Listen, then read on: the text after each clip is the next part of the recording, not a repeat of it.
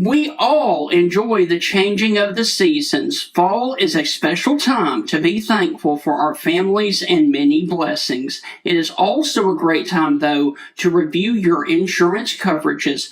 Alpha Insurance and hometown agent Jeff Nee can help you personalize your insurance needs. The more you protect, the more you save. With helpful customer service teams right here to serve you in Alabama and over in Mississippi, you can count on Alpha to provide the insurance plan that provides the protection that you need. For all your auto, home, life, and business insurance needs, call Alpha agent Jeff Nee or drop by his office at 202 McFarland Boulevard East, Suite 101 in Tuscaloosa, Alabama. And remember, with Jeff Nee, the more you protect, the more you save.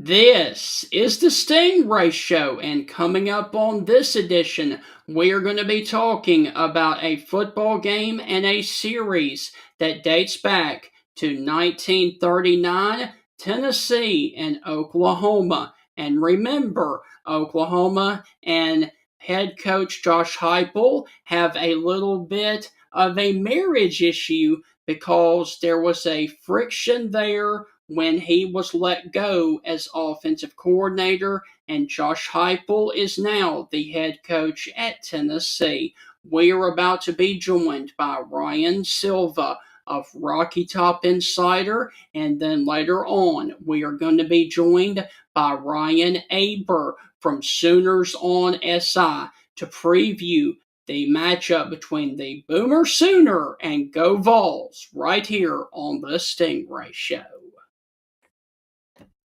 Hi, this is Tim Brando with a reminder. Look out, you're about to feel the buzz of Stingray.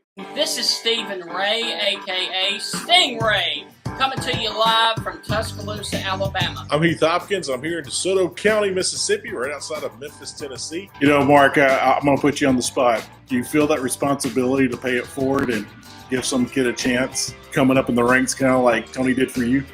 Why do you think I'm talking to Stingray tonight? Thank you, man. I appreciate that. No, I mean, look, no. Heath, Stingray, Here's the deal. When you get involved with Texas, it's like getting married to a stripper. and let me explain this. It looks good. It's kind of sexy on the surface. Yeah. But then you get the baggage, you get the drama, you get all that eventually comes with it. And that's what you get with Texas, and that's what the Big 12 learned. And Heath, any thoughts on our show moving forward? Hey, with the Stingray Show, if you don't like it, you better learn to love it, because it's the best show going today, baby. Woo! And with that, I want to welcome you inside the Oklahoma and Tennessee preview show right here on the Stingray Show. And this series history, like I said, dates back to 1939. However, the first two matchups were in the Orange Bowl, and they happened in 39 and then back in 1968. And currently, the Oklahoma Sooners hold a 3-2 win in the series over Tennessee. But Tennessee got the upper hand in the matchup last year there in Norman by a final of 25-15. To break down this game from the home team this year and Josh Heupel going up against his old and former football team, here is Ryan Silva of Rocky Top Insider to talk about this game from the Vol side. Ryan, how are things with you this morning, and especially there up on old Rocky Top? Things are good, man. It's a fun time in Knoxville after coming off a strong win against Kentucky last weekend. There's a lot of buzz in Knoxville. They got the dark mode jerseys going, the black uniforms. It'll be Neyland at night, so everyone's really excited for this game. It should be a good one. Ryan, do you happen to know what their record is in the black uniforms? Because the last time that I remember that they wore black, it was not good when they went on the road, and I think they lost to South Carolina. So that was the orange helmet game back Okay, in 2022. So they wore the black uniforms once under Lane Kiffin, but okay. not counting that in this kind of new rendition of the black uniforms under Josh Heupel that debuted in 2021. They are 4-1 in the black uniforms, and since the introduction of the all black helmet in 2022, they are 3-0. So it's actually been a pretty good record for Tennessee in the dark mode uniforms.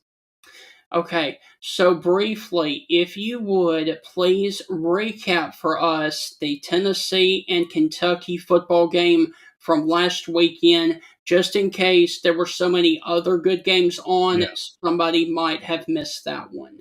Yeah, I can't blame anyone for not locking in for that one necessarily if you're not a Tennessee or Kentucky fan. Right. Tennessee won pretty handily. It never was a game it felt like Kentucky was really going to win, especially after Tennessee struck so early in the game. And that was just kind of the theme of it. I mean, Tennessee put up over 50 points in the game. The offense was rolling the entire time, and it was probably the best game for Joey Aguilar yet. And I think that's a huge sign for Tennessee and a big deal coming off the Alabama game, which was his worst game yet. And I don't think that was really up for discussion. Like, he didn't have a good game. There's things that went into it, play calling, he got banged up and things like that. But he was just on the money with seemingly every single throw against Kentucky. They were dialing stuff up down the field, and just he was dropping the breadbasket every single time. All three of Tennessee's receivers went over 100 yards. Two of them caught a touchdown. A tight end caught a touchdown. They got the run game going as well. They just really did whatever they wanted to on the offensive side. Now, part of that is Kentucky is not very good. They're the worst in the SEC, and that's not really up for discussion. So you have to look at who they were playing. But at the same time, it still takes skill and it takes a cohesive offense to take advantage of those, kind of defensive woes that Kentucky has going on. So I think you do have to tip your cap to Tennessee's offense. The issue is the defense. They let Cutter Boley throw for 5 touchdowns, which I believe was a freshman program record for Kentucky for throwing 5 touchdowns in a single game. There were still some of those issues that popped up that we've seen all year from Tennessee's defense. So it really kind of, I guess, continue to cement what we know about this Tennessee team this year. The offense has an incredibly high ceiling. It can be one of the best offenses in the country. The defense, a lot of holes there and a lot of things they're going to have to clean up if they want to win games of this caliber this weekend against Oklahoma. What do you attribute this sloppiness and the shakiness on the defense to this season? Part of it's just like not tackling. And that's just been an issue all season where they'll be in position to make a play and they just don't make the tackle. They'll be in the backfield and you have the opportunity to get a tackle for loss and put him in 2nd and 15. And instead you let him out of your grips and he picks up 1 yard on the play. Well, 2nd and 9 and 2nd and 15 feel ridiculously different. Like that 6-yard swing can go a long way in a drive. So it's just little things like that they need to clean up. And part of it is injuries. Like you're missing your 2 projected starting corners still, and they're not going to play against Oklahoma either, and Jermod McCoy and Ricky Gibson. Now, Colton Hood stood out and been really good at corner. But the other spot, Ty Redmond, not that he's been bad, but he's a true freshman. And that's someone that teams in the SEC are going to want to attack and make him make plays. And like I said, he hasn't been bad. He's been fine. He's improved throughout the season. But it's just, compared to a lot of cornerbacks across the SEC, he's just inexperienced. And that's a matchup that you don't hate. And then when you have to feel like maybe you have to help protect him and help give help to his side of the field, then that can open up things in the run game and there's bigger holes. And then your linebacker room, now Arian Carter, he's questionable this week. He was kind of an emergency option last week against Kentucky and didn't end up playing. So it's just injuries, not tackling, bunch of different things go into it. But at the same time, like, still a really talented group. The pass rush is really good. Their edge rushers are fantastic. They're getting healthier at defensive tackle and improving there. So there's pieces to be pretty good. They just haven't really been able to put it together yet. So go ahead and recap the game in Norman there last year between Tennessee and Oklahoma, and that was a 10-point win for Tennessee. 25-15. They're early in the season. Yeah, I mean, I don't know if there's a team that's more different from last year to this year than Tennessee, because last year it was an offense that could not get the ball moving and a defense that was just absolutely lights out. And so when they struck early in that game, it was a long touchdown to Dante Thornton, who just kind of took off over the middle. And he's one of the fastest players in college football last year, so no one could catch him. Tennessee, rightfully thought the only way they can lose this game at this point was if they put the ball in harm's way and Nico turns the ball over, or you go quick 3 and outs and you don't run time off the clock. So they just kind of sat on the ball. They got that early lead. They ran the ball with Dylan Sampson and company, and they just drained that clock and let the defense take over. And it worked out, and I think it was the right decision. And it made the game feel a lot more lopsided than the 10-point margin. It felt pretty comfortable for most of that game that Tennessee was going to win it. This year, it feels like, that probably isn't the path to victory, just because now your offense is rolling and looking really good, and your defense isn't as strong. On the Oklahoma side of things, talking to some people, reporters over there, it seems like their consensus is almost, it's a similar team to last year, just better. Like they are in the same skill set of, defense is better than the offense. The defense is better than it was last year, and it was good last year. And then the offense is better than it was last year, but it was pretty bad last year. So just that combination of things makes an interesting matchup where one side's pretty similar, it feels like, and then the other side in Tennessee is just a completely different football team. So, Ron, sorry, I'm just now joining. I just got out of my meeting. All good. What's up, How Pete? are you, brother? I'm doing good. How are you? I'm doing all right. I don't want to repeat any of the questions that Steven's asked, and I don't think he's asked this, and I'll catch up here in a second and see exactly where we are. But one pressing thing that's going on right now all across the country is the coaching carousel. Mm-hmm. I think Josh Heupel's going to be on that as a target as far as schools wanting him and wanting to attract him. What have you heard? No matter what, I want to be Josh Heupel right now because he's going to get a pay raise to stay at Tennessee, or he's going to get a pay raise to go wherever he's going to go. But with that being said, what have you heard? Is the school in the middle of putting something together? Are they trying to make the NIL coffers bigger and better? Of course, we all are at all times. Exactly. But what have you heard as far as the coaching carousel and anything that has to deal with Josh Heupel?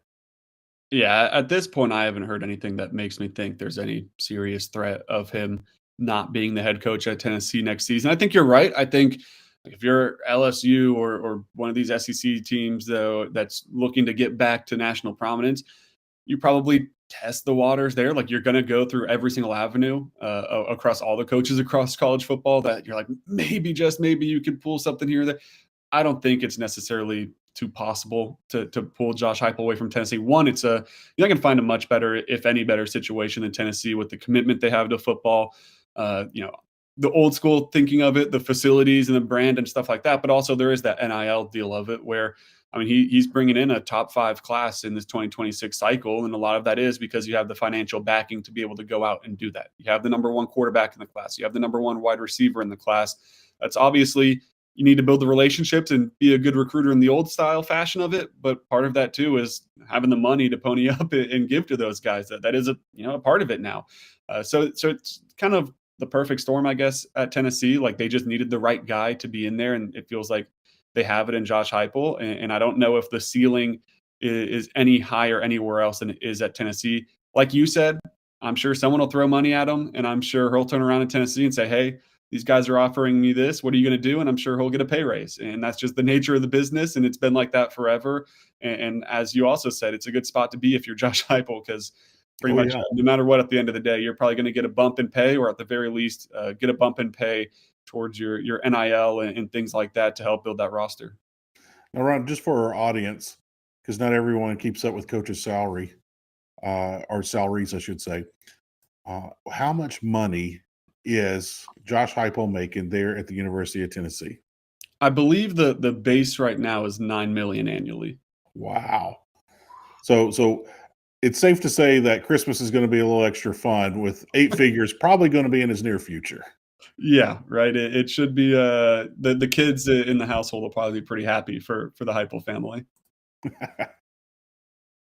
So, Ryan, when you look at the matchup this year with Oklahoma, what concerns you the most about this Oklahoma football team that, unfortunately for them, is coming off of a loss to Ole Miss last weekend in a crucial game for them? Well, I just think if John Mateer can get back to what he looked like earlier in the season, that's really scary, especially for a Tennessee defense that's had these struggles that we talked about a little bit. Like, man, if John Mateer looks like the Heisman candidate John Mateer that we saw earlier this year before his injury, like that could get dangerous.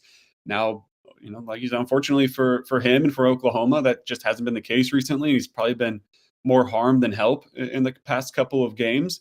So it really, to me, just so much of it comes down to what John Mateer are you getting? Are you going to get the one that's going to punish Tennessee's secondary and beat Tennessee's pass rush with his feet and get out of contain and do different things to be a dynamic quarterback? Or is it going to be a John Mateer that's going to put the ball in harm's way? And Tennessee's defense that's done an incredible job at creating turnovers, are they going to be able to continue to do that, flip field position and score those defensive touchdowns that have helped them in really every SEC game this year besides that Alabama one? That's just the number one thing I look at with Oklahoma right now is if John Mateer looks like a Heisman candidate, it's going to be a really tough game for Tennessee to win, obviously. If he looks like he has since he's returned from injury, it's tough to not like Tennessee to win this game. Ron, who is one player that you think will be, a step above here in this game? What's a good matchup? Take out the quarterbacks, but who's one player on offense and defense for Tennessee that we can watch for, like, they're going to be the X factor that could really cause some problems for Oklahoma? I'll look at defense first, and I'll go Josh Josephs there. He's at the Leo position, the kind of outside linebacker, edge rusher, same spot that James Pierce Jr. and Byron Young, wreaked havoc in during their time at Tennessee. And he's put together a really strong senior year. Like, he's playing his way onto draft boards, potential first-round draft pick. And what's great about Josh Josephs is he's not just a pass rusher. He's debatably better, probably better in the run game than he is as a pass rusher, which is, very important to have off the edge. You usually think on the defensive line, it's like a interior defensive lineman type of deal, but he'll step up in the run game. He'll get after the quarterback. And he's been a guy that's been crucial in creating those turnovers as well in those strip sack situations and things like that. So defensively, I think he could be someone that could kind of, be someone that disturbs John Mateer in the pocket, be someone that gets him uncomfortable and forces him into maybe some of those mistakes that he's made in the past couple of weeks. Offensively, I think it all goes around Chris Brazzell. Obviously, he's had the great season to this point, and he's taken the tops off defenses, but it creates kind of an unsolvable problem for defenses right now where, sure, go ahead and take away the deep ball to Chris Brazzell. Give him help over the top with the safety. Go bracket him and double cover him and do those different types of things. Tennessee's got two very competent receivers outside of him, and Braylon Staley in the slot and Mike Matthews on the outside. You go ahead and you put all that attention on Chris Brazzell, those guys are going to kill you elsewhere. So then you play it straight up and you don't give that help, Chris Brazzell is going to take the top off your defense and kill you. So I think he's a guy that to look out for. Maybe it won't be a dominant game. He's had a couple games where the stat sheet's not all the way there.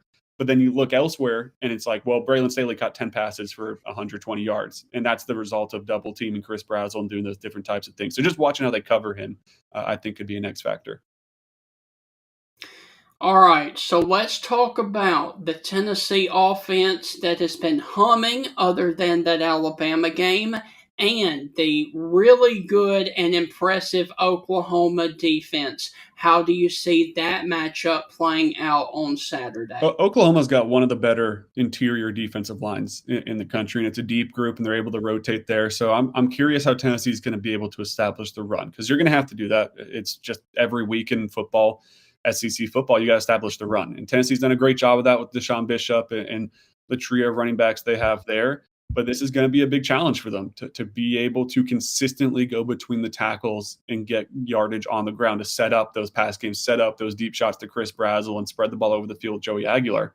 So that's the number one thing I'm looking at right now is how are you going to be able to get a push on the interior? Tennessee's interior offensive line has done well to this point, but this is probably the biggest challenge they've had yet. And then if it's not, Alabama was. And I don't think they played horribly in that Alabama game, but it obviously wasn't to the level of putting up enough points to win it. And it took a little bit for them to get a push in the run game as well. So that's one area. But Ole Miss gave up or Ole Miss took advantage of Oklahoma's defense a little bit too for some explosives. Obviously, Tennessee's a very explosive offense.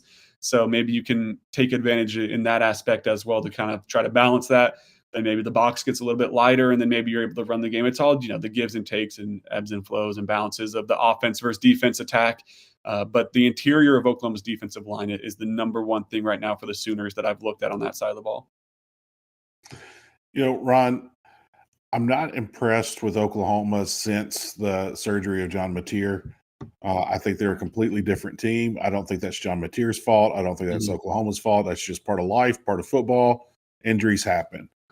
With that being said, I think this game's going to be a blowout. I think Tennessee's really going to put it on them. I think this is I don't think it's going to be close. I really don't.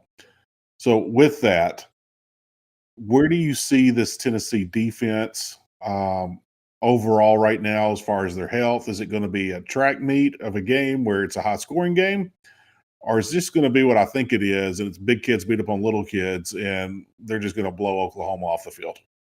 Yeah, Tennessee will be without their two starting corners still, Jermod McCoy, Ricky Gibson. Colton Hood, there was some questions on if he was going to be able to play, who's been the guy to step up and play his way into potentially a really high draft pick this year at corner. He's not on the availability report, so that indicates to you that he's good to go. So that's a big deal for Tennessee. If they were without their three top corners, then all of a sudden it's like, man, I don't care who you have at quarterback and how healthy he is. That is a scary prospect for Tennessee's defense. The other guy to note, I think, is Arian Carter. He was questionable, didn't play last week. Big name in the linebacker room, the number one guy there to step up in both pass coverage and in the run game. If he's able to go, I think that's a big deal for Tennessee.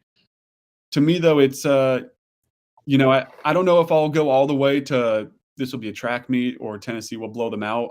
I think it'll probably be a game where Oklahoma, because I don't think they've even with John Mateer healthy, I don't think they've scored much more than 30 points this year. I think that's probably around where they'll end up, mid-20s, low 30s. I think that's probably a good mark because there are those holes on Tennessee's defense. But Tennessee's defense has that big playability. So you give up a touchdown one drive. Well, if you get a pick six or a strip sack and set up your offense on the next drive, that kind of makes up for it in some ways. So I think that boom or bust needs to be obviously more towards the boom and less towards the bust. But it could, at the end of the day, kind of even itself out against a John Mateer who, the injury hasn't helped him with accuracy and things like that, but it's just the decision making too. It just looks completely different now than it was before. And you're right, it's a lot of factors outside of John Mateer, but the offense just seems to have completely stalled. And I'm sure Tennessee's defense will have some success here and there, even if there are some, frustrating touchdown drives and third down conversions. So Ryan, this matchup between Oklahoma and Tennessee in the series, this is the 6th meeting overall. It is 3 Oklahoma to 2 Tennessee. Does Tennessee win 2 straight Saturday and even it to 3-3? How do you see Oklahoma and Tennessee Saturday? I'll take Tennessee. I'll take them by, I haven't settled on an exact score. I think it'll probably be between like 7, 10, 11 points, somewhere in that range where, which would be, besides the Kentucky game last week, a pretty comfortable feeling win for Tennessee after their overtime bouts in Arkansas and them coming back and making a 3-point game late. So it would probably feel good for Tennessee fans to come out with even just a 7-point win. But that's where I'm at with it. I think Joey Aguilar will have another good game. He just has been such a breath of fresh air for Tennessee fans, I think, in terms of hitting on those deep balls. And I'm sure, Oklahoma is not going to want to give those up, but it's tough to limit Chris Brazzell. And if they do, then as I was saying earlier, you'll find other ways to move the ball around through the air and do different things like that. So I think the offense will have its success. I think the defense will bend but don't break a couple times, which will go a long way in terms of, all right, sure, you put together a 60-yard drive and you're at the 20, or we're going to hold you to a field goal. And just holding you to 3 points there with the offense moving as it is could be a big difference in it as well. So I'll take Tennessee in the dark mode unis and a hyped up crowd and a great atmosphere to win by 7, 10, somewhere around there. Ron, I got to bring up something negative. I'm sorry. Prepare your heart. But looking at the SEC as a whole and looking at the playoff picture, because everyone's starting to talk about it as we get ready to head into November, Tennessee, Ole Miss, and Vanderbilt, nobody has a quality win. Like, there's not a quality win on the schedule.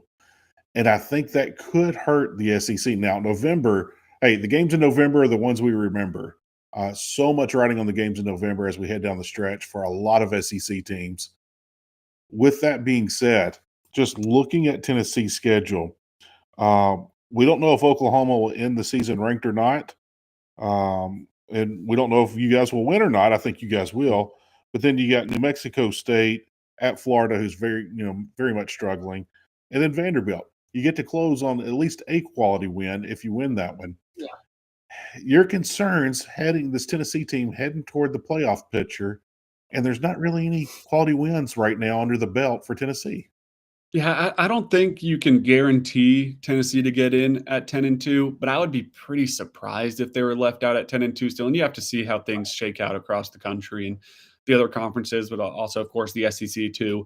But it feels like if they win out and go 10-2, there's a good chance, I guess, that Vanderbilt game would essentially just kind of be looked at as a play-in at that point between two teams that would probably go into it with 2 losses. If you're 9-3, you're definitely not getting in right now with the logjam at the top. But at 10-2, you certainly have a good argument. And I think it's a tough ask to leave an SEC team out that's only got 2 losses, and they're both in conference play, and they're both the top 5 teams. Now, I'm not saying you should get credit for having quality losses, but it's not like it's been, theoretically, if they do win out, it's not like it's been the past few years for Josh Heupel where there is that one head-scratching loss. Like, yeah, you lost in overtime to Georgia by a missed field goal. You got it handed to you a little bit, but it was on the road at Alabama. Like, there's worse losses out there. So you can't try to spin it like that. I don't love trying to spin it like that, but there is an argument for it.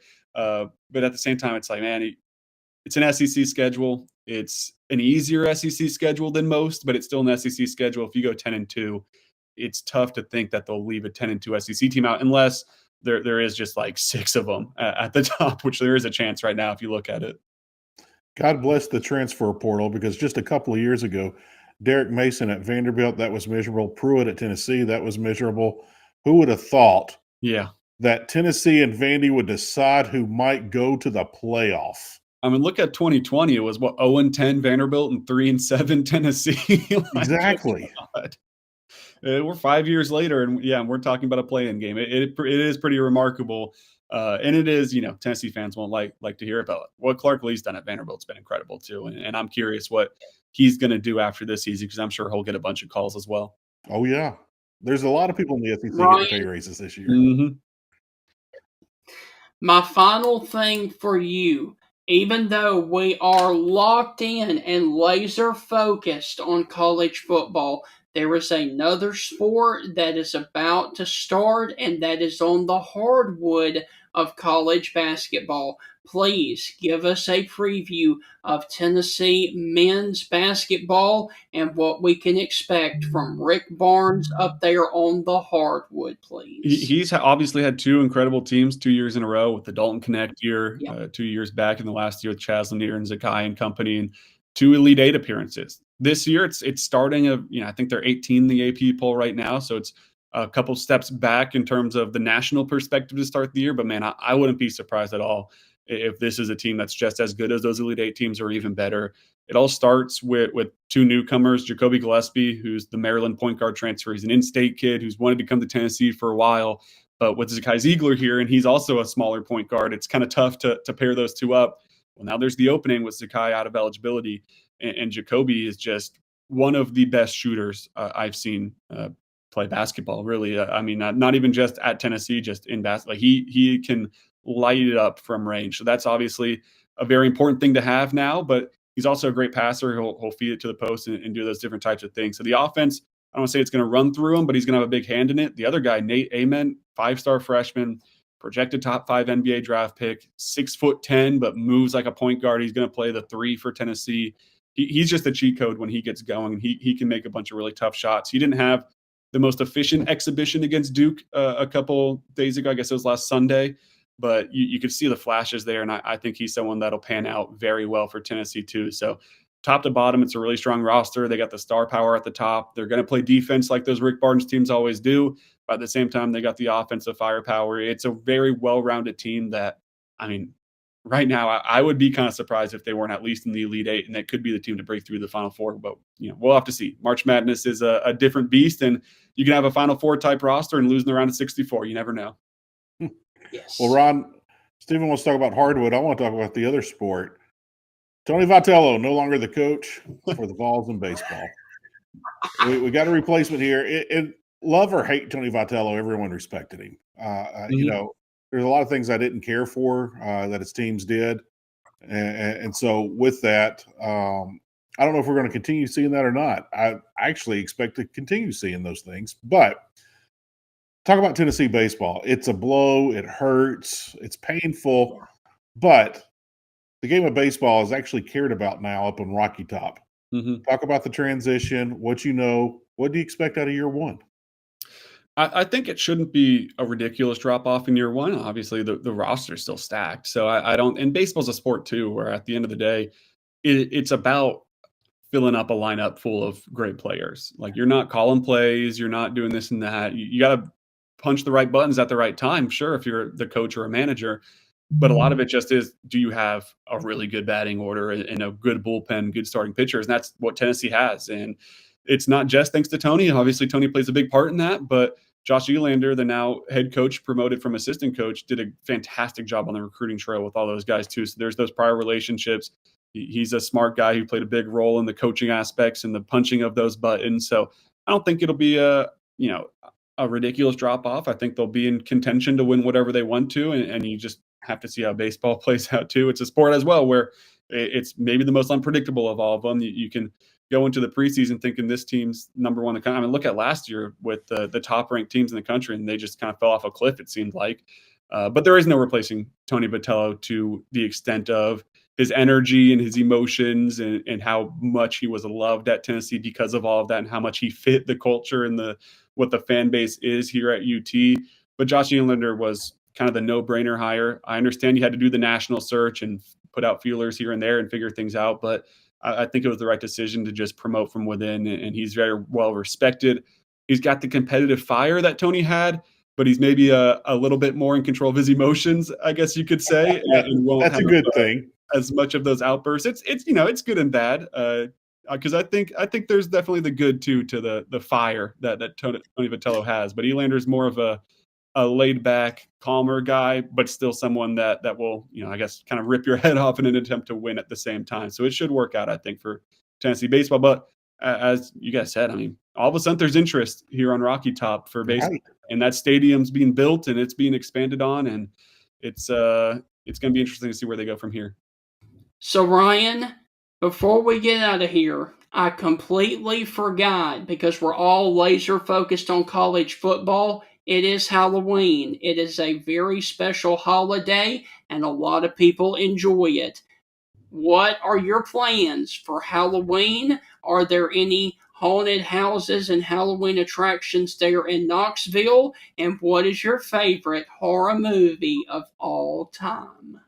Well, I'm dressing up. Oh, I'm dressing up. Wait a second. Pick it up as a dog. Got it. Like it. That's awesome. Now, who do you got with you, Rod? Who is that? This is my dog, Ruby.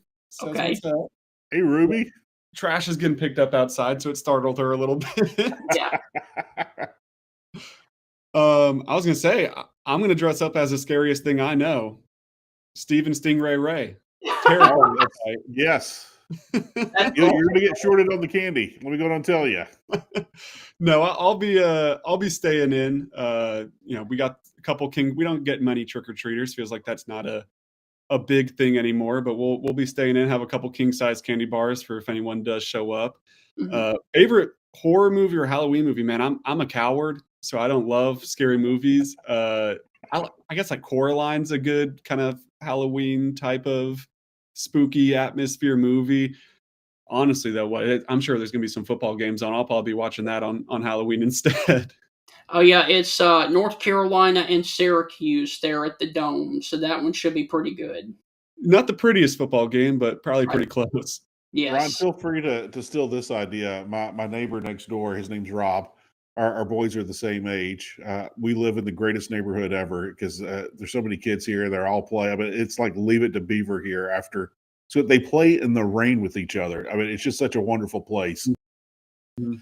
But we saw an older guy in our cove, and me and Rob we're not jealous people, but we're like, dude, that's going to be us. When the boys get too old, because our boys are the youngest in the family.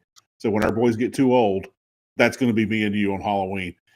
They had a fire pit at the end of the driveway, and they were just sitting there with the candy, and they were just sitting there talking, having a good old time around the fire pit. And I was like, that's what we need to do. So if you're going to be low on trick or treaters, man, get out there. Don't make those kids walk all the way up and ring the doorbell. Just sit there by the driveway. You get to talk to everybody. You can make fun of them. You can, play tricks on them, whatever you want. But yeah, feel free to do that. Now, I want to ask you, what was your favorite Halloween costume growing up? Man, I've just always been so obsessed with sports. It was probably either being like a Titans player or I'm a Red Sox fan. So I think I was like Jason Varitek one year. So probably something like that. Nothing wrong with that at all. I dressed up as a St. Louis Cardinal one year. Yeah. Back when I grew up, you couldn't get the jerseys or the T-shirts. They didn't do that. I mean, you had to live in St. Louis to get one of those. But I did have a jersey. Didn't have anything on the back, and it was the old V-neck, red, white, and blue, the navy white and blue. Yeah. White Cardinals jersey. Wore my white pants. Had my red leggings. Buddy, you couldn't tell me anything because I wanted to be Ozzie Smith. I wanted to turn double plays with Ozzie Smith. I wanted Tommy Hurt's job at second base so I could turn double plays with Ozzie. So I get it. So Jason Varitek, you were a sports guy. Jason Varitek, what other sports guy did you go for as Halloween? I think I was just generic Titans player one year. Yeah. Definitely Red Sox. God, I was Mr. Incredible, I think, when I was younger too. That was right about when the Incredibles were coming out. Man, I think I reused that Red Sox one like for 4 or 5 years though. I'll be honest. Wrong with that. There's not a thing wrong with that at all. Do the hits, right? That's awesome. Now, were you like me? Because we couldn't wear hats to school, and on Halloween, I would try to sneak in my Cardinals hat with my Cardinal jersey on. Were you able to pull that off? Because one year I was able to pull it off, one year I wasn't. They made me take the hat off. It's like, I got to wear it last year, and they're like, take it off. I think if I remember, I was definitely no hats in school. I think we would do the little like parade around the school. Everyone gets to show off their costume. I think for that, they let me toss the Red Sox hat on. So that would be a little compromise. Nothing wrong with that. So, Ryan, look, man, as always, thank you for taking time. Go and enjoy Halloween this evening and also enjoy Tennessee and Oklahoma. And we will catch up with you later on to continue our discussion of the Rocky Top Vols of Tennessee up on old Rocky Top. Appreciate having me on, guys. Happy Halloween. Yes, thank you. Happy Halloween to you, brother. And Ruby. Hey, Steven, I wanted to ask you, what's one Halloween candy that you like that no one else like? Or let me rephrase that you don't like and everyone else likes. I'll go first. I don't like Butterfingers. I just don't like. Everyone seems to like Butterfingers. I don't like them, and it's okay. I'm okay with that. But is there a Halloween candy that people just rave about that you don't like? I'm pulling the late, great Mike Leach here. I don't like candy corn. See, candy corn doesn't bother me. I could do with or without it. Like, it's not a go-to. Oh, some candy corn. I'll eat a couple. And I will also say I am not a fan of anything with coconut in it. Yes. Oh, well, see, now you made Mike Leach upset because, he was a big Almond Joy Mounds guy. So, yeah, he loved that stuff. I don't like those either. Right. It used to get me so mad every year getting Mounds or Almond Joy. I'm like, come on, man. Like, where do you even buy those? Yes. Like, where did you get this? And Heath, let me also say this for any of you out there. Last weekend, I went to the Mississippi State game, and afterwards, Barnes & Noble was still open there on campus in Starkville, and I picked up, and I'm now starting to read Swing Your Sword by the late, great Mike Leach. Oh, it's great, man. It's great. Great book. It was on the New York Times bestseller. Yeah. A lot of people didn't know about Coach Leach, but, he was a graduate of Pepperdine Law School, which is a very distinguished law school. He could have practiced law. He would have been an excellent attorney. He really would have. But football was his calling, and he just didn't understand why some people wouldn't do it a certain way. Right. So he did it his way. And guess what? It's getting him into the Hall of Fame. And Heath, we all loved him for it, too. Yeah, college football is not the same without Mike Leach. It's not the same by a little. It's not the same by a lot. I mean, he had the greatest quotes. Could you imagine him talking about, the college football playoff and them expanding it. He's like, why is it, he pushed for the 64 playoff. He always pushed for the playoff, but there's a great rant of him talking about committees, and he was like, oh no, let's don't settle it on the field. Let's go get a committee. And he goes, the NFL doesn't have a committee, high school doesn't have a committee, but college football, we have a committee because we know more. And this is a nice guy, so let's put him on the committee.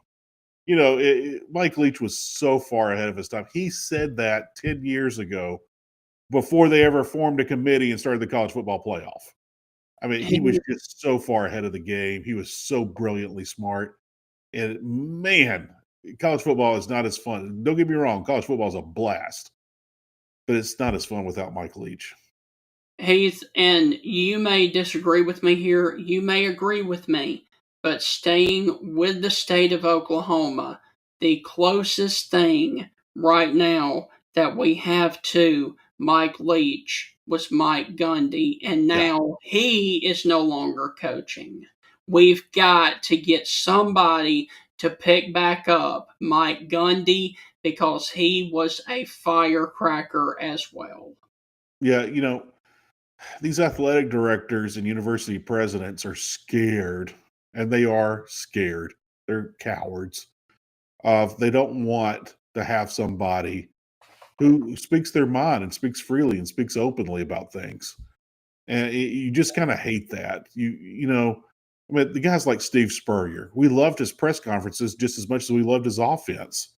We miss these characters and football, and we're not getting them anymore. Right. You'll get a coach mad and have a hot take, but we're not getting, the true characters and what made this game so much fun and these press conferences fun. I mean, Deion Sanders is like the closest thing, and Deion's about Deion. Right. I mean, it's not the same. And Heath, the final thing I will say before we turn our attention to Oklahoma in its entirety right here, the one thing that I don't like about Lane Kiffin is he is so fiery on Twitter, but the dude is so boring in front of the media in the press conference. Dude, come on. If you're going to be fiery behind the phone, Twitter, at least do just a little bit of it for the media in front of the people. I don't know if he's going to stay or go. Right now, I think he'll stay in Oxford. I've been saying that from the beginning. I don't know if he'll stay or go. And we'll find out here in about a month. I'm not worried about it right now. But I think if you had Lane Kiffin at an LSU and he's dominating and he knows he's going to dominate for the rest of the season. I mean, you remember Coach O when he had that great year and won the national title and the Bama game was coming? And I forgot who they played the week before. And they said, hey, Coach, next week you got out. Oh, we coming. We coming. Like Coach O already knew he was going to beat the snot out of Alabama. He already knew it. He knew it. And Bama had a great team that year. I mean, that was a great Saban team. But O knew that he had the best team in college football. He knew he had one of the greatest teams in college football history. And he wasn't scared. So if you get Lane Kiffin in a situation like that, I think he might open up and run his mouth a little bit more. I think you might see that. At Ole Miss, I think he's a little hesitant because he knows that he's kind of hindered a little bit. Yeah, he's not the best school. He's not going to win every single week. Right. But I will say he took some shots at Oklahoma afterwards. Like, oh, we're not a better team? Why did we beat you? And were we not a better team when I was offensive coordinator at Alabama, when we beat it, when you were at Clemson? And were we not a better team when, and he went on and on and on of all the times he's beaten Brent Venables. Right. So that was funny. I mean, Kiffin's got a little bit of Leach in him. Yes. Deion a little bit, but Deion's about Deion. But we just need characters in college football, and we don't have that anymore. We don't need the fiery guys. We need the guys that make us laugh, who will just tell the truth unapologetically and just move forward. I mean, look, we're not going to get into politics, but there's a certain person who sits in the White House that, whatever he says, it goes viral every single time. And we enjoy it. I've hearing that rhetoric sometimes, and we enjoy the rhetoric against it as well. But with that being said, We love coaches who just speak their mind and shoot it straight, and we all miss that. We miss it so bad. I'm a man. I'm 40. Come after me. You got to get him back on a college campus. Come on now. Yeah, and Mike Leach is like, well, their fat little girlfriends have a little advantage of what we don't have, but they tell them they're so great and they're so good and blah, blah, blah. And your fat little girlfriends. I mean, fat little girlfriends is one of the greatest lines ever. You just got to love it. I hate that we just don't have that in college football right now. And, I'm scared that everyone's raising coaches like, hey, you can't be outspoken about that. You need to play in the middle. Hey, you don't need to talk about this. You need to play in the middle. Playing in the middle sucks. It's boring. It's like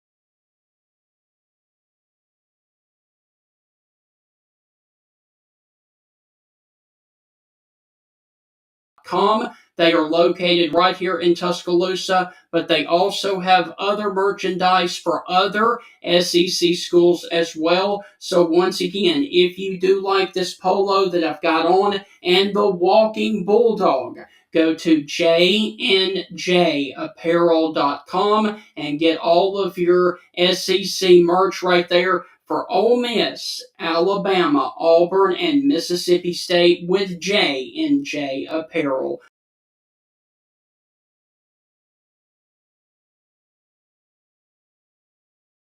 Right now, we have to go to the Oklahoma side of this matchup. I will get your take on this matchup after we interview our next guy, as Ryan Aber is about to join us from Sooners on SI to talk about the Oklahoma Sooners and Boomer Sooner, who unfortunately are coming off of a heartbreaking loss to Ole Miss last weekend, and they had that game won and just couldn't finish it. Ryan, how are things with you in Norman as we talk about Oklahoma traveling to Tennessee? Yeah, doing great and just enjoying some. But they tell them they're so Last weekend, and they had that game won and just couldn't finish.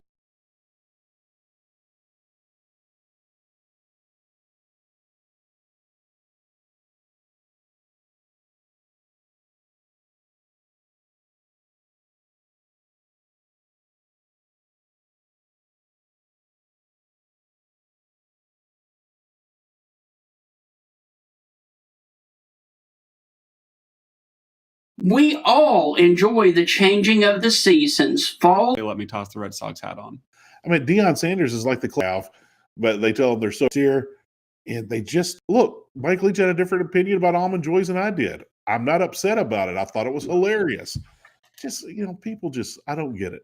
I don't get it. I am representing a clothing company right here in Tuscaloosa that is called J&J Apparel. If you like the Mississippi State shirt that I have on, you can find all of their Mississippi State apparel as well as Auburn, Alabama, and Ole Miss at jnjapparel.com. They are located right here in Tuscaloosa, but they also have other merchandise for other SEC schools as well. So once again, if you do like this polo that I've got on and the Walking Bulldog, go to jnjapparel.com and get all of your SEC merch right there for Ole Miss, Alabama, Auburn, and Mississippi State with J&J Apparel.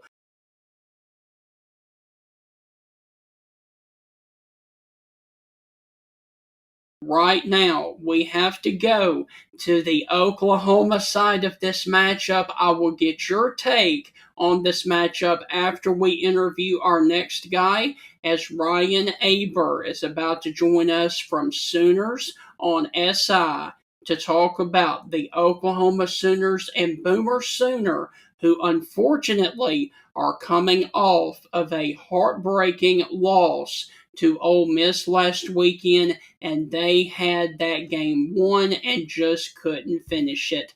Ryan, how are things with you in Norman as we talk about Oklahoma traveling to Tennessee? Yeah, doing great, and just enjoying some weather that feels a little bit more like football season this week, finally.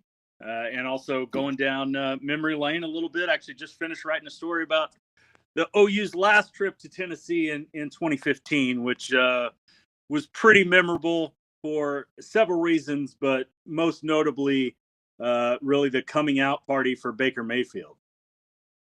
Right. Wow. Ron, I was so impressed with this Oklahoma team to start the season. The injury happened to John Mateer, and they just don't seem like the same team. And every team in the SEC is having problems with depth. Thank you, transfer portal.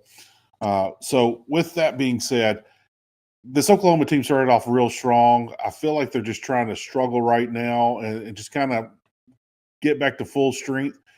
What's your feel? You know more than we do. That's why you're on the show. What's your feel on this Oklahoma team as we head in to the last game of November or of October, as we head into November? And we said it already on the show, the games in November are the ones you remember. What is the health and status of this complete Oklahoma team right now? Yeah, I think the health is generally okay. John Mateer has said that the thumb is no longer a problem, and any issues that he's had are separate from the injury that's kept him out. Now, they've got a couple of guys who are banged up. You know, we'll see if Gentry Williams is able to go. The cornerback, although they played fairly well at cornerback against Ole Miss, it was their safeties that were an issue. Still got some banged up guys up on the offensive line, but freshman Ryan Foje performed reasonably well for making his first career start and getting moved from guard to tackle just a couple of days before that OU Ole Miss game. We'll see how that comes together. But the biggest thing for this team right now is they've got to get John Mateer and that offense going again. And John Mateer, not that he's been just awful, really outside of that Texas game where he threw the 3 interceptions, but hasn't been nearly as sharp as he was early in the season before that injury, when he was just fantastic. They feel like maybe they found something in the running game last week with Xavier Robinson, who ran for over 100 yards on just 9 carries, a couple touchdowns against Ole Miss, and was a big reason why the reason why they were able to grab the lead late in the third quarter of that game. But really a team just searching for that magic that they had early in the season when they beat Michigan, they beat Auburn, and things were rolling right along. Ryan, recap, if you will, the Ole Miss game last weekend and what you ultimately think went wrong in that loss that ended there with a loss to Ole Miss. Yeah, I think starting off, just what I was talking about with John Mateer wasn't quite as sharp as he'd been early in the season. Not that he made any egregious mistakes, but couldn't quite put that drive together at the end. And they went away from the running game, didn't go to Xavier Robinson early in that game, tried to stick with Torrey Blaylock, even though he was banged up, didn't work out well. And by the time that they were able to get some things going, they get a special teams turnover, which was massive in that game. A couple of really key penalties. Not that the penalty numbers overall were just overwhelmingly poor, but they came at critical times. A couple of them stacked up to lead to a safety early in that game, and OU was just playing from behind the eight ball. We're able to get the lead there on a couple of Xavier Robinson touchdown runs, but then gave up the long drive. And after that, it was just really tough sledding for that offense, and couldn't really find anything in the passing game consistently to string that last drive together to try to tie it up. Ron, I wanted to ask you again about John Mateer. I know players have been known like, oh, yeah, I'm fine. There's nothing wrong with it. I'm ready to go. I'm 100%. I've never felt better, best shape of my life. We've heard it all the time from players, and that's part of it. You got to put things out in the media so you can't tell the other team that you're hurting, blah, blah, blah. So with that, what have you heard about the hand situation? Do you believe he's 100%? Do you believe he's close to 100%? Where are we with this hand situation? Yeah, I think he's close to 100%. I wouldn't say he is 100%, but the things that we're seeing aren't necessarily symptoms of the thumb and the broken hand situation.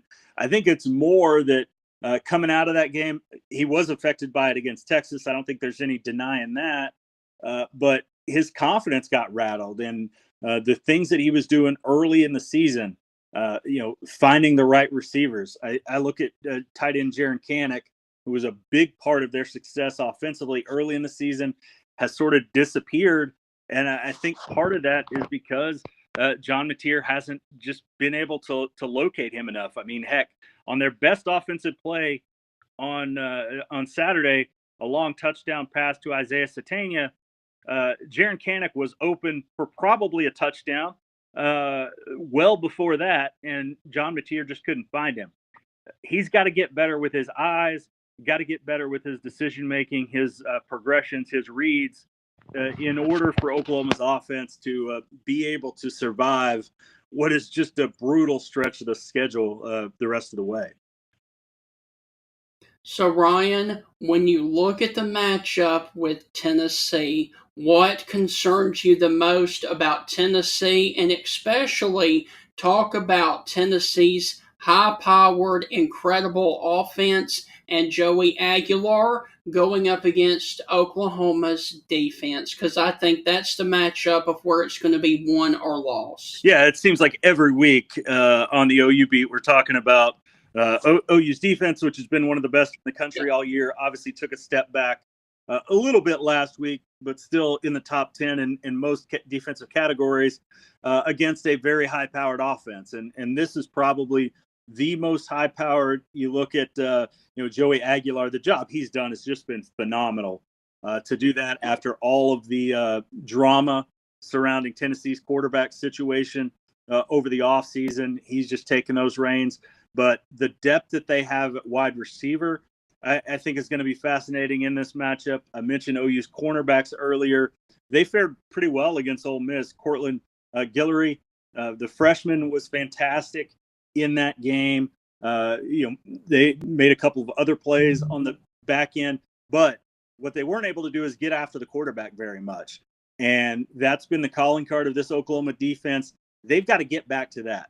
They've got to get back to R. Mason Thomas and Marvin Jones Jr. and Dominic Williams and Jaden Jackson. Those guys being disruptive in the pass game to force Joey Aguilar to make quick decisions. Seems like a lot of what I said last week about Ole Miss and Trinidad Chambliss, that didn't come to light, and they got burned by it. But they've got to do a better job this week. Looking at this Oklahoma team, we've seen teams in the SEC and all through college football start off red hot, get slow because of injury, whatever, and then they kind of pick it back up again. I think Oklahoma has the recipe to do that. With that being said, what are your expectations for this team as we get ready to head in November? Well, I think certainly they've got to win 2 out of these next 4 games, which doesn't sound like a lot on its surface.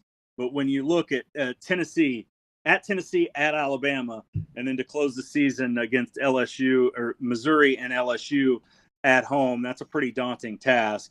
And for them to take a significant step forward, they need to win one of these next two on the road at Tennessee or at Alabama. I would imagine that this week might be a little bit easier for them, especially given what happened last year against Tennessee and the fact that they're certainly, or against Alabama, excuse me, and the fact that they're going to be fired up from that.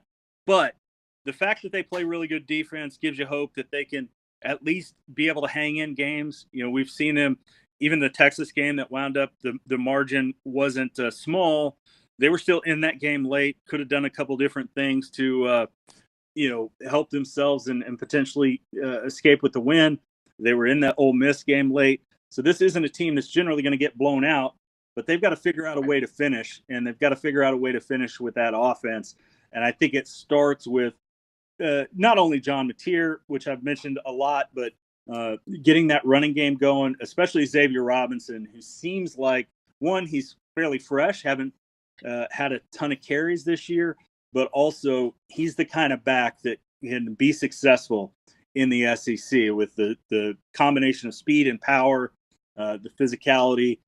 We saw that last week against Ole Miss, and they need to continue to show that if they're going to, take a significant step forward here over these last 4 games. Okay, Ryan, we talked about Tennessee's O versus Oklahoma's D. Now let's talk about the Tennessee defense going up and trying to stop John Mateer and Oklahoma's offense. Your thoughts on that? Yeah, I think Tennessee's defense has obviously struggled quite a bit, especially against the pass. So John Mateer certainly has to be able to take advantage of that and be able to take advantage outside of just Isaiah Satania, who's been fantastic, the Arkansas transfer. They've got to get Deion Burks going. Giovanni Gibson still. It looks like Keontez Lewis is likely to miss this game. But they've got to be able to spread the ball around. I mean, that's what makes Tennessee's offense so good, is the fact that Joey Aguilar has so many different targets. And obviously they've got a star there, but they've also got some really good complementary players, and OU's sort of been missing that out of its wide receiver core over the last 4 or 5 games.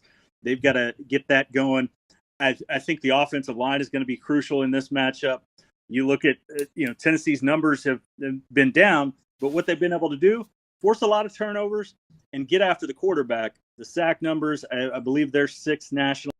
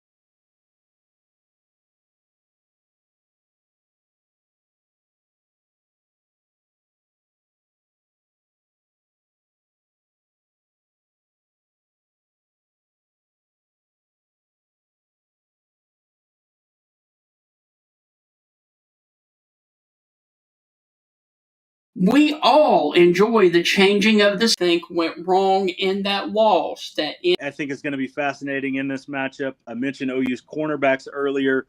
They fared pretty well against Ole Miss. Cortland Guillory, the freshman, was fantastic in that game. They made a couple of other plays on the back end, but what they weren't able to do is get after the quarterback very much. And that's been the calling card of this Oklahoma defense. They've got to get back to that. They've got to get back to R. Mason Thomas and Marvin Jones Jr. and Dominic Williams and Jaden Jackson. Those guys being disruptive in the pass game to force Joey Aguilar to make quick decisions. Seems like a lot of what I said last week about Ole Miss and Trinidad Chambliss, that didn't come to light, and they got burned by it. But they've got to do a better job this week. Looking at this Oklahoma team, we've seen teams in the SEC and all through college football start off red hot, get slow because of injury, whatever, and then they kind of pick it back up again. I think Oklahoma has the recipe to do that. With that being said, what are your expectations for this team as we get ready to head in November? Well, I think certainly they've got to win 2 out of these next 4 games, which doesn't sound like a lot on its surface. But when you look at Tennessee, at Alabama, and then to close the season against LSU or Missouri and LSU at home, that's a pretty daunting task. And, for them to take a significant step forward, they need to win one of these next 2 on the road at Tennessee or at Alabama. I would imagine that this week might be a little bit easier for them, especially given what happened last year against Tennessee and the fact that they're against Alabama, and the fact that they're going to be fired up from that. But the fact that they play really good defense gives you hope that they can at least be able to hang in games. We've seen them, even the Texas game that wound up, the margin wasn't small. They were still in that game late, could have done a couple different things to help themselves and potentially escape with the win. They were in that Ole Miss game late. So this isn't a team that's generally going to get blown out, but they've got to figure out a way to finish, and they've got to figure out a way to finish with that offense.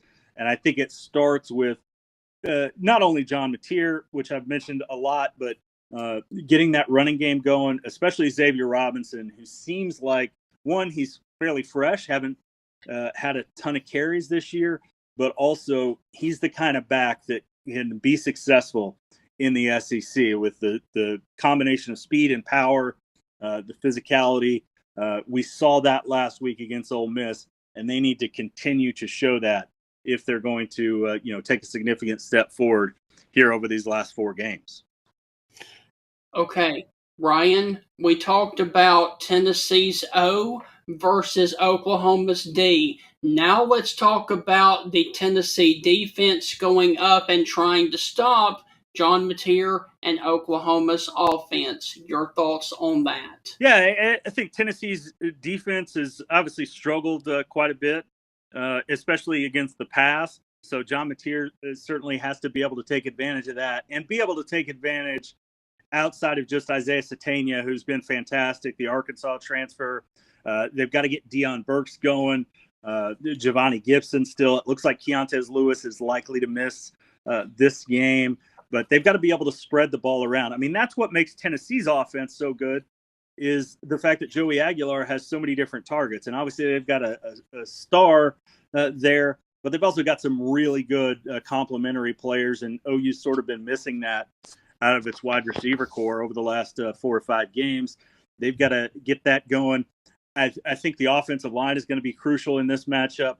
You look at, Tennessee's numbers have been down, but what they've been able to do, force a lot of turnovers and get after the quarterback. The sack numbers, I believe they're 6th nationally in sacks. The OU has got to protect John Mateer and keep him clean in order to find those receivers downfield. We saw them try to stretch the field a little bit more last week. They're going to have to do that a lot more, I think, against Tennessee with the suspect nature of that Volunteers secondary for sure. Ron, looking at the preseason and all the love and all the hype, Jade Knott, the great running back that came from Cal, got in the transfer portal, ended up at Oklahoma. And I was high on him. I was excited to watch him. As a matter of fact, I went back and watched Cal's bowl game. I think they played in the Las Vegas Bowl, if I remember correctly. But went back and watched the bowl game right before the season just to kind of get an idea about him. He hasn't done much for Oklahoma. Some people are calling him a bust after the Red River rivalry game. I'm not going to go there with that because I think players can easily turn it around. We know he's a good player. What's going on with Jade Knott there in Norman? Yeah, I just think that he's never really found his groove here so far. Not saying it can't happen for sure, but I think there's some maturing that needs to happen, especially the stuff that he's able to do away from the football. And we've seen him be really explosive when he's been healthy at Cal.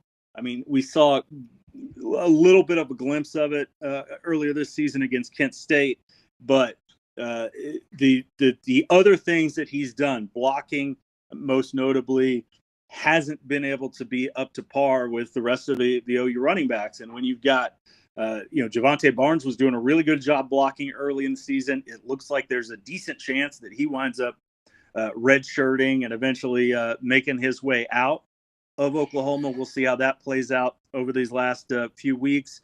But Torrey Blaylock, the freshman, has been phenomenal at times. Got banged up a little bit last week. It looks like he'll be okay to go, but how effective can he be? And then obviously Xavier Robinson, who we've talked a lot about. So I think it's a little bit more about what other guys are doing when they get their opportunity. But also Jade Knott has got to be better blocking and doing everything else that comes with being a running back other than just running. And I think I'm not sure that he's been hampered by that foot injury that he had last year, but certainly hasn't shown that explosiveness that we saw out of him back in 2023 when he was so good with Cal. Oh, yeah. Okay, so Tennessee and Oklahoma have played 5 times so far. This will be the 6th meeting on Saturday in Knoxville. How do you see it playing out between Oklahoma and Tennessee? Yeah, I think this is going to be a really interesting matchup. Again, like we've talked about, a very good offense against a very good defense. And you're going to see some give and take there. I think maybe, in the same range of scoring as we saw against Ole Miss last week. Tennessee's obviously going to put up points. They put up points against everybody. The question is, can they stop the other side? I think back to that Tennessee game in 2015 that I was there for, and just the loudest environment that I've ever been a part of, especially right before overtime started. I think my ears might still be ringing from that one. It's going to be really loud. The dark mode game on Saturday in Knoxville. So I think that gives an edge to the Vols. I think Tennessee gets out of there. We'll say 28-24. Tennessee over Oklahoma on Saturday, but I think Oklahoma's defense is going to give them a chance right there to the end. It's just going to be about if their offense is able to take advantage. Ron, I want to throw out at you, the coaching carousel is kicking up, and I think it's going to be super active this year. And I'll just go with an extreme situation that will probably never play out in 1,000 years. But let's just say Florida hires Mario Cristobal, Miami comes available. What if Miami comes calling to Brent Venables? I think there's a lot of coaches in the SEC this year that usually wouldn't get a big bump in pay or a big extension that will, because we're going to have an overly active coaching carousel this year. And I think like 3/4 of the SEC is about to get a huge pay raise, if not more. With that being said, what do you think about the coaching carousel in general? Is Oklahoma willing to fight and put up big money to keep Venables there? They're like, hey, you know what? Go enjoy the beach or go wherever, enjoy this. Where do you think Oklahoma is right now with Venables? Honestly, I think it's about who winds up being the athletic director. And, with Joe Castiglione retiring after this season, Joe Castiglione's been there a long time. I mean, heck, he was the one who hired Bob Stoops way back in 1999. And, you never know which direction they go. How does that guy feel about Brent Venables and keeping him aboard? I think Brent Venables has a lot of fans in Oklahoma and around the athletic department because of the way that he approaches things. But when you don't have the win totals that Oklahoma is used to, not that they didn't expect a little bit of step back as they moved to the SEC, but it's been a long, long time since an OU coach has had 2 losing seasons and survived it. Brent Venables has done that, but I don't think he could survive a third. Not that they're going to have a losing season this year, but certainly their expectations are sky high here in Norman. So I think it's much more about who the athletic director is and what his feelings are. But this is just a fascinating coaching carousel. And, I thought maybe coaching salaries might take a step back with NIL as teams start pouring money into paying players. But I think we've seen it all sort of ramp up and some changes. Oh, what was that? Ron, you were just saying that I think it is an interesting coaching carousel because you look at the situation at Florida. They don't have a president. That's a situation going on at several other schools. LSU's governor or the governor of Louisiana came out and said the LSU athletic director won't make the hire, which made me laugh. Oklahoma's got this. There's a lot of turnover in the guys above the athletic director in the SEC currently, and this is the wrong year that's going on with all that. Your thoughts just in general, and I said this, I'll throw this out at you too, and I just want to get your opinion. I made the joke on the show, actually the statement, that is like I wouldn't be shocked if Brian Kelly leaves LSU and takes a head coaching job somewhere else. I think he's wanting to get out of Baton Rouge, and then they kind of beat him to the punch. 4 or 5 days after I said that. So I wouldn't be shocked if a guy like Shane Beamer goes to Virginia Tech. So with all of that, and not necessarily talking about Oklahoma, and you can add Oklahoma if you want to, but just in general, the coaching carousel in the SEC, what are you seeing as a whole of what's going on right now? Because this is insane of what I'm seeing with presidents and athletic directors and NIL and just a lot of guys, this and that. There's so much moving and moving parts going on that it's insane this year. Yeah, and not only guys going from one place to another that we're certainly going to see, and all the talk and rumors. Obviously, Lane Kiffin's a candidate for every single job out there, it seems like. But also the power dynamics shifting in college football, and the legitimate questions: is Ole Miss a better job than Florida or even LSU? And there's some dynamics in play that haven't been there.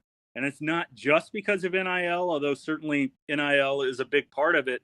But you've got people throwing their money around like never before and throwing it around in different ways. We saw obviously LSU throw it around in the form of a buyout, but we've seen some other places that have just poured money into NIL.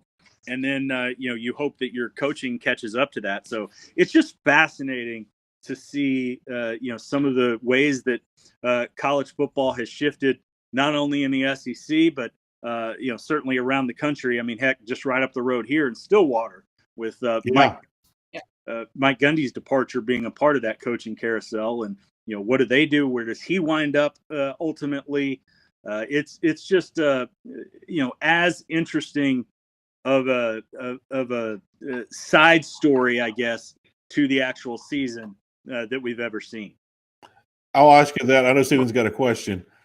Oklahoma State and all that situation, do you think that the game had passed Gundy by, or do you think Oklahoma State made a big mistake? And what names are you hearing for that job?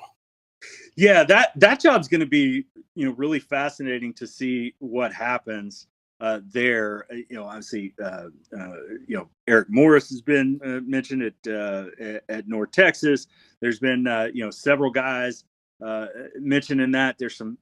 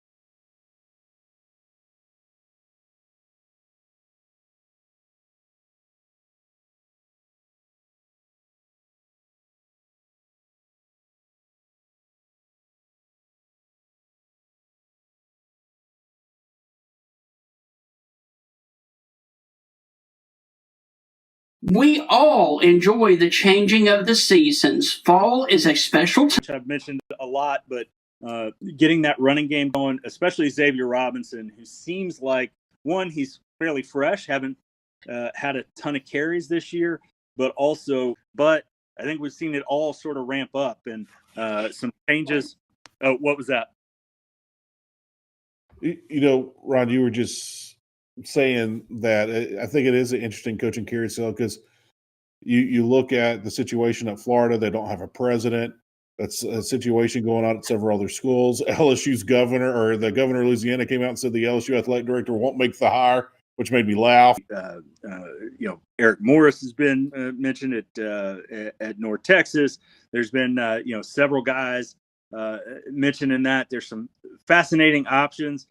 It's just going to depend on what they decide to do and how much of that money winds up going toward coaching versus NIL. I think for Gundy, one of the biggest things is his recruiting was never just, off the charts, wouldn't wow you, but he would develop guys, and the development slowed over the last few years. And I think there was some unwillingness to adapt to this modern game of college football. And you can't really talk about Oklahoma State football and not mention Boone Pickens, and not having him around certainly changed the dynamic of that program and how it was run.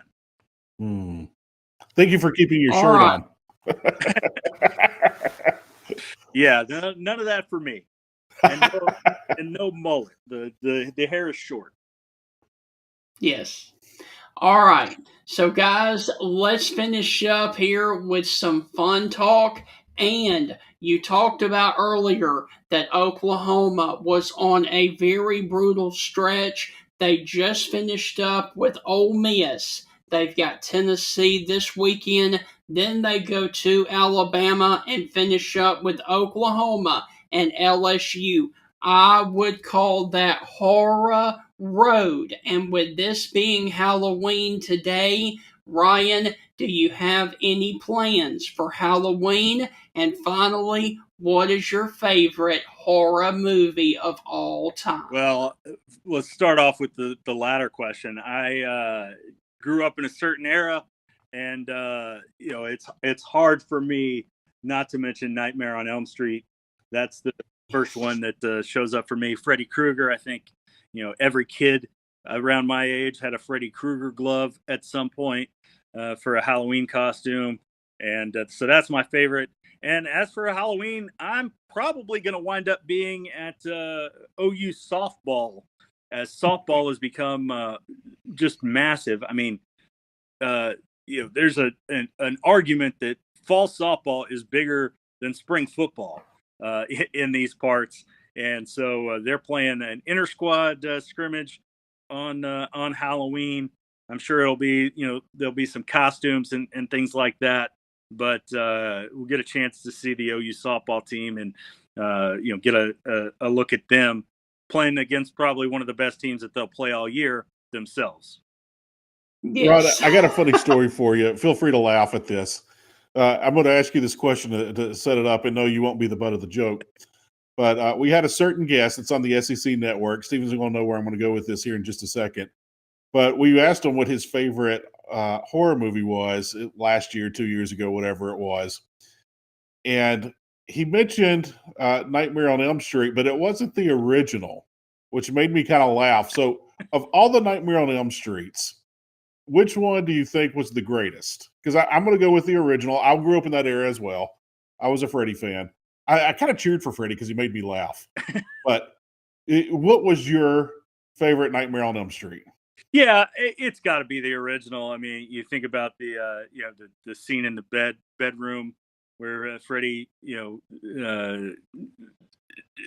tears up. I guess I don't know how best to describe it, but does horror film things in a horror film, and it's just iconic.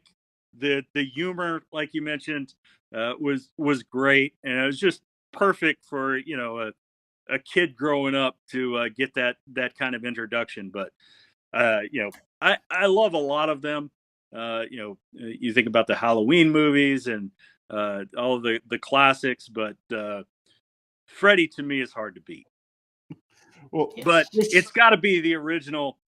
Maybe I could give the second part if you want to say that, but anybody going beyond that, I don't know about your taste.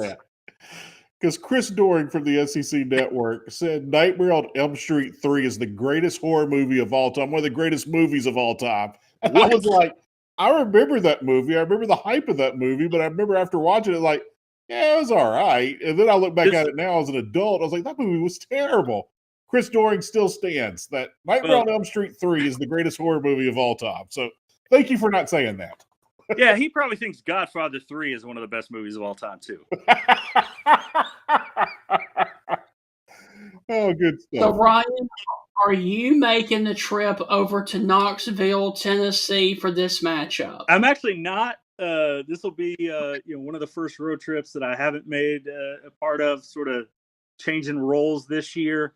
But certainly we'll be watching and keeping tabs, writing a lot about it as some of my colleagues, Ryan Chapman and Carson Field, make the trip over there to Knoxville. But I'm going to miss it this week because, like I mentioned, that was it was the loudest environment I've ever been in. Kyle Field is the only one that even comes close, but it was just an electric night there in 2015, and I'm sure it'll be a big one on Saturday. Well, man, go and enjoy the softball thing tonight there with Halloween. Happy Halloween. Good luck to Boomer Sooner this weekend up on old Rocky Top. And, buddy, we would love to continue to talk with you later on about the Boomer Sooner as we head towards the playoff race. Sounds great. Appreciate y'all as always. Have a great one and enjoy your Halloweens. Thank you, Ryan. Yes, Be good, thank you. brother. And Ryan, I will leave you with this. Boomer Sooner. Let's go. Should be a fun one. Yeah.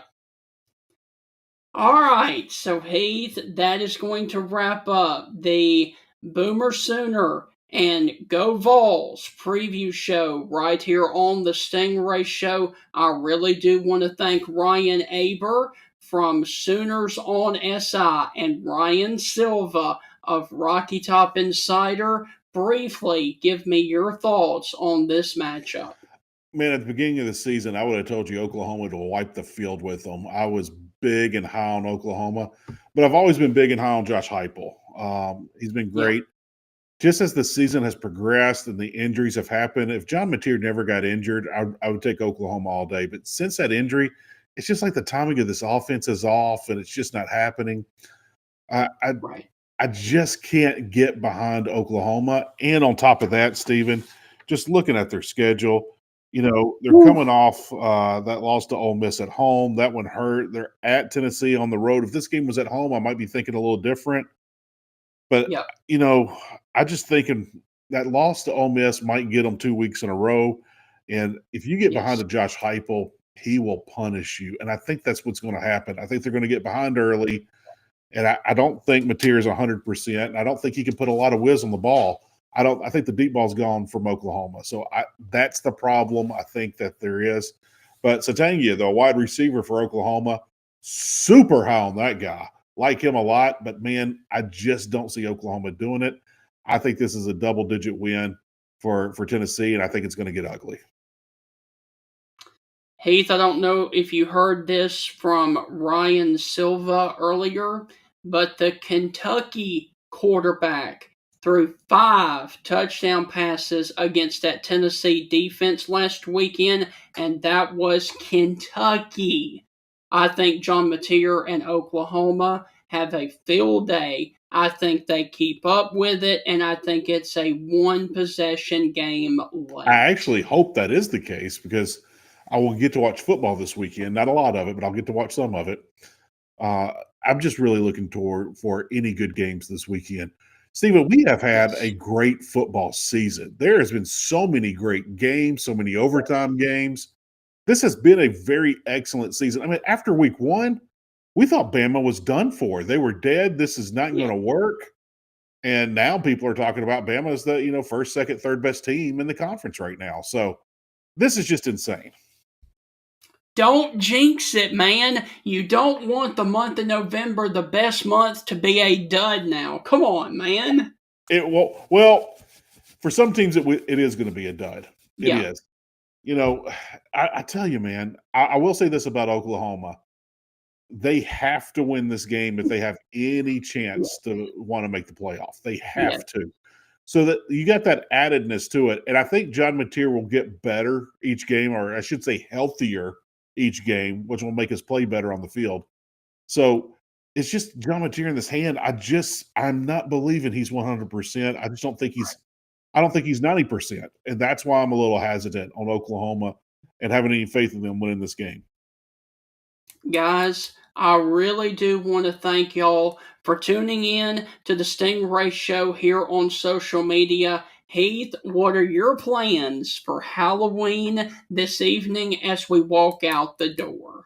Well, I do play-by-play for the Hernando Tigers, and instead of the game being on Friday night, like most high school games are, they moved it to Thursday night for Halloween. So Yes.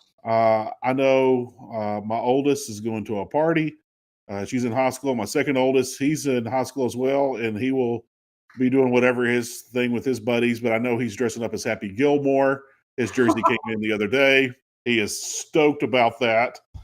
My little ones, they're going to be Jack the Skeleton. I can't remember what my other daughter's going to be, but they are stoked. And Stephen, I coach 4 teams, 2 softball teams, a baseball team, and a football team.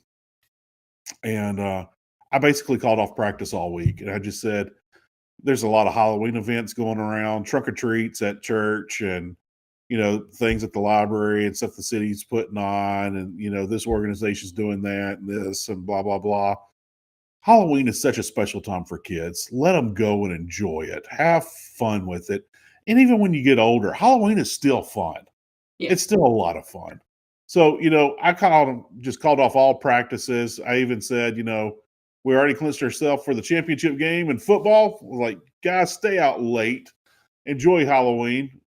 This game, win or lose, doesn't matter. We're already in the championship game. Just go have fun, enjoy yourself, make as many memories. So looking forward to that. Stephen, one thing I want to ask you, what was your favorite costume growing up for Halloween? Because I remember you sent me a video when you were a little guy, and you were a pirate, and it was absolutely hilarious. Loved watching that video from years ago when you were a little guy being a pirate. But what was your favorite Halloween costume? Because you love Halloween. You get into it. Yes. It was either that one or the year that I dressed up as Stone Cold Steve Austin, and I still actually have that mask here really close. It's actually right over there, I think. You have a Stone Cold Steve. So is that like the plastic mask, the half mask with the rubber band? No, it is a real Stone Cold Steve Austin bald mask. Wow. Now, did you wear the knee braces? Yes, I did the whole thing. Austin 316 says I'm gonna whip your. Okay, yeah. So did you wear the T-shirt and have a vest to go with it? Now that I don't know. I don't remember that. Okay. So you had your jorts on. Yes. I'm sure you had your boots and your Austin 316 shirt, and your mask. So wow, okay, fun times. All right, so guys, go and enjoy Halloween. Also, enjoy your college football this weekend. Heath and I will return here on social media Monday morning with a recap of all of the college football, and then we will turn our attention to next weekend on Tuesday. Go have fun and enjoy all of your college football. Happy Halloween to everyone out there that celebrates it, and we will catch you bright and early on Monday morning right back here on social media at 8:30 a.m. Ooh, man, yeah. Look at you, Stephen, being the early bird now. And Heath, go and enjoy your fried bologna. Happy Halloween Friday. That's right. Fried Bologna Friday on Halloween. Man, that's a fun time.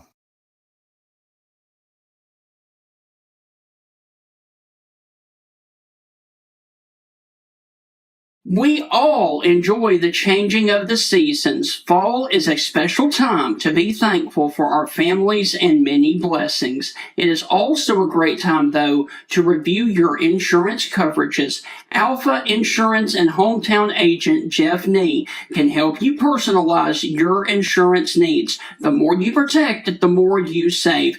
With helpful customer service teams right here to serve you in Alabama and over in Mississippi, you can count on Alpha to provide the insurance plan that provides the protection that you need. For all your auto, home, life, and business insurance needs, call Alpha agent Jeff Nee or drop by his office at 202 McFarland Boulevard East, Suite 101 in Tuscaloosa, Alabama. And remember, with Jeff Nee, the more you protect, the more you save. I am representing a clothing company right here in Tuscaloosa that is called J&J Apparel. If you like the Mississippi State shirt that I have on, you can find all of their Mississippi State apparel as well as Auburn, Alabama, and Ole Miss at jnjapparel.com. They are located right here in Tuscaloosa, but they also have other merchandise for other SEC schools as well. So once again, if you do like this polo that I've got on and the Walking Bulldog, go to jnjapparel.com and get all of your SEC merch right there for Ole Miss, Alabama, Auburn, and Mississippi State with J&J Apparel.